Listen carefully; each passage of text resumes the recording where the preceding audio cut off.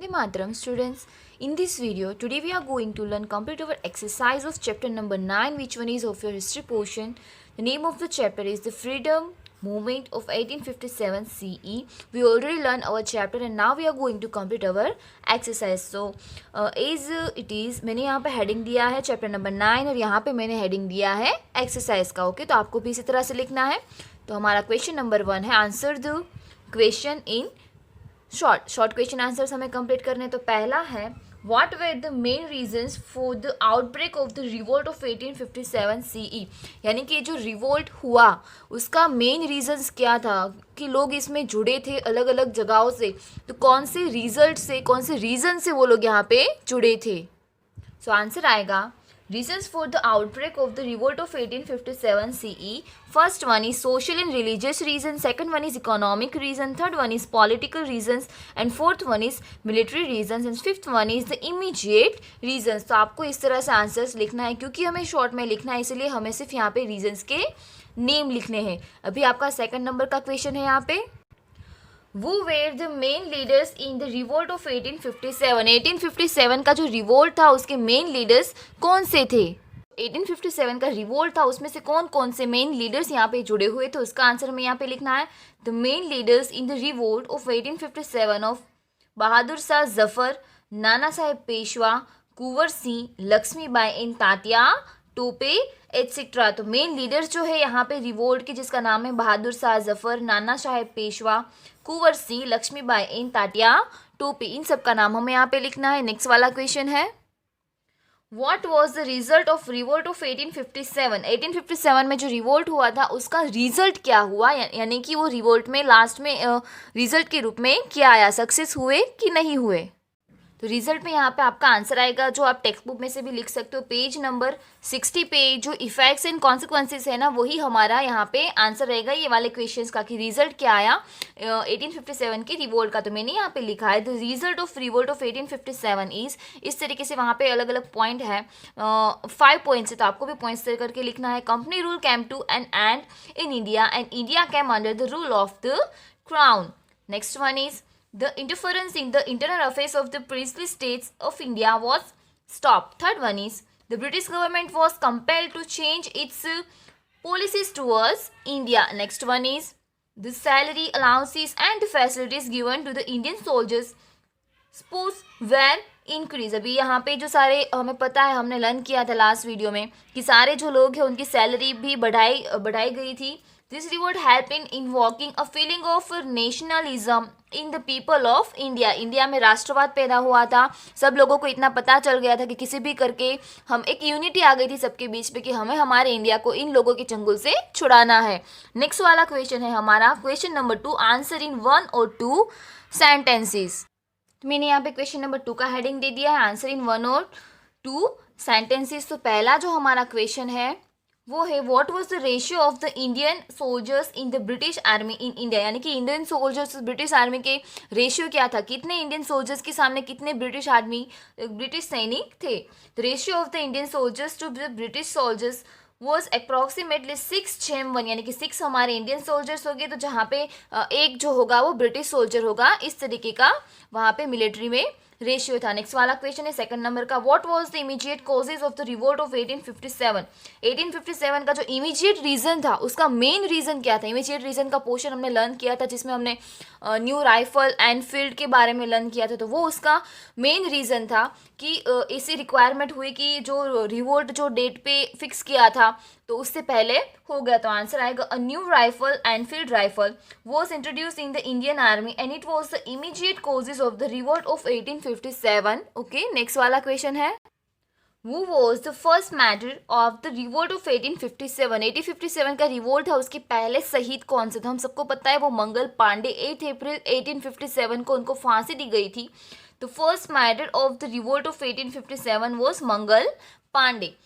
Fourth वाला है, वो was the last Mughal emperor of Delhi. Delhi के लास्ट मुगल एम्परर कौन थे? तो वो बहादुर शाह जफ़र थे। बाद में उनको रंगून की जेल में जाके उनकी बहादुर शाह जफ़र, उनकी बेगम जो है बेगम जिनत महल, उनको वहाँ पे बंदी बनाया गया था और वहाँ पे उनकी डेथ हो गई थी। और उनके तीन या चार उनके सन थे, उनके जो नवाबजादे बोलते हैं, तो उनको भी अंग्रेज़ों ने मार डाला था। तो आंसर आएगा the last Mughal emperor of Delhi was Bahadur Shah Zafar.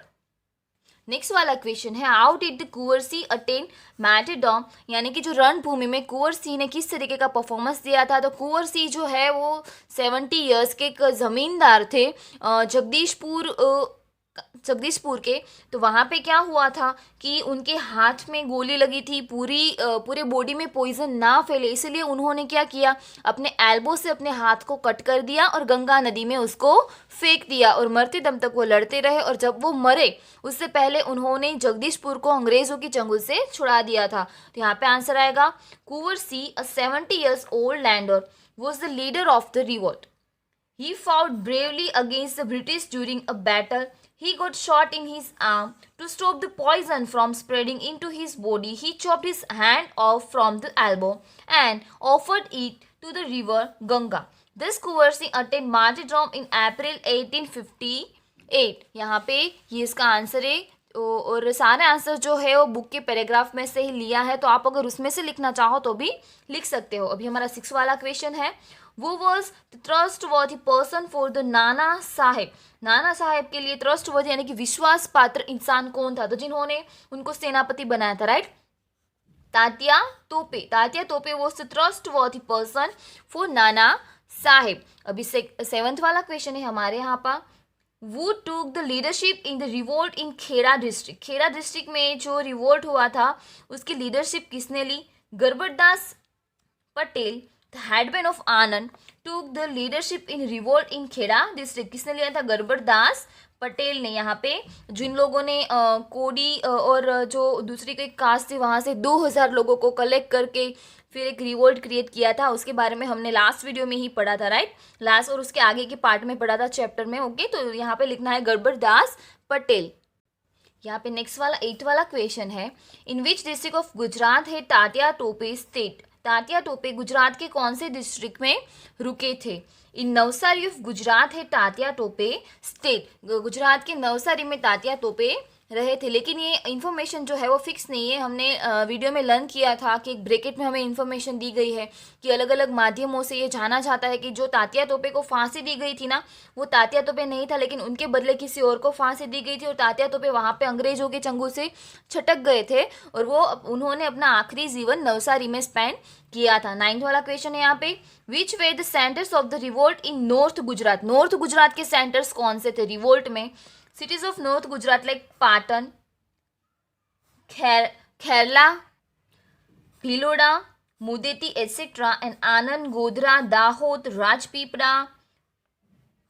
Vijapur etc. were the centers of the revolt in North Gujarat. तो ये है आपके क्वेश्चन आंसर्स का पोर्शन। आगे का पोर्शन है वो हम टेक्स्ट बुक में ही कंप्लीट कर लेंगे। यहाँ पे पेज नंबर 60 पे आपको एक्सरसाइज दी गई है जिसमें क्वेश्चन 3 आपको टेक्स्ट बुक में ही सही करना है। इन द ईयर, जो कि क्वेश्चन 3 कौन सा है? फिलिंग द ब्लैंक्स, वो आपको कहाँ पे करना है? टेक्स्ट बुक में ही करना है। सिर्फ क्वेश्चन आंसर्स आपको नोटबुक में लिखने हैं। In the year 1857 dash rifle was introduce in the Indian military. कौन सी राइफल इंडियन मिलिट्री में इंट्रोड्यूस की गई थी? Rifle Enfield. तो हम यहाँ पे लिखेंगे एनफील्ड। द लैंड और dash of Jagdishpur took the leadership of the revolt. कहाँ के जमींदार? जगदीशपुर के जमींदार थे जिन्होंने रिवोल्ट की नेतागिरी हाथ में ली थी, जिसका नाम था कुंवर सिंह। तो आंसर आएगा Kunwar Singh. Dash was the commander in chief of the rebelling army. They tried to free Kanpur from the British control. Kanpur जो सेनापति थे जिन्होंने आर्मी की मदद से कानपुर को ब्रिटिश कंट्रोल में से छुड़वाने की कोशिश की थी, वो थे तात्या तोपे। तो आंसर आएगा यहाँ पे तात्या तोपे। और लास्ट वाला क्वेश्चन है जो जिसमें यहाँ पे ब्लैंक शायद किसी की बुक में होगी, किसी की बुक में नहीं होगी, लेकिन यहाँ पे तो पूरा सेंटेंस है तो इसको कुछ नहीं करना है, सिर्फ लर्न कर लेना है। The queen of Jhansi wage war again Britisher in the revolt. क्योंकि हमें पता है कि रिवोल्ट में एक लेडी जो थी वीरांगना, वो सिर्फ एक झांसी की रानी थी, ओके? तो आंसर आएगा यहाँ पे the queen of Jhansi wage war against the British in the revolt. जिस किसी की भी बुक में डैश है तो डैश में से यहाँ पे जो कोई भी सेंटेंस कम हो रहा है तो वो आंसर आपको यहाँ पे लिख देना है। तो यहाँ पे आपका चैप्टर 9 जो एक्सरसाइज के साथ फिनिश होता है और आपको अच्छी तरीके से वो अपने नोटबुक में और टेक्स्ट बुक में कंप्लीट कर लेना है एंड समझ लेना है। ओके, वंदे मातरम।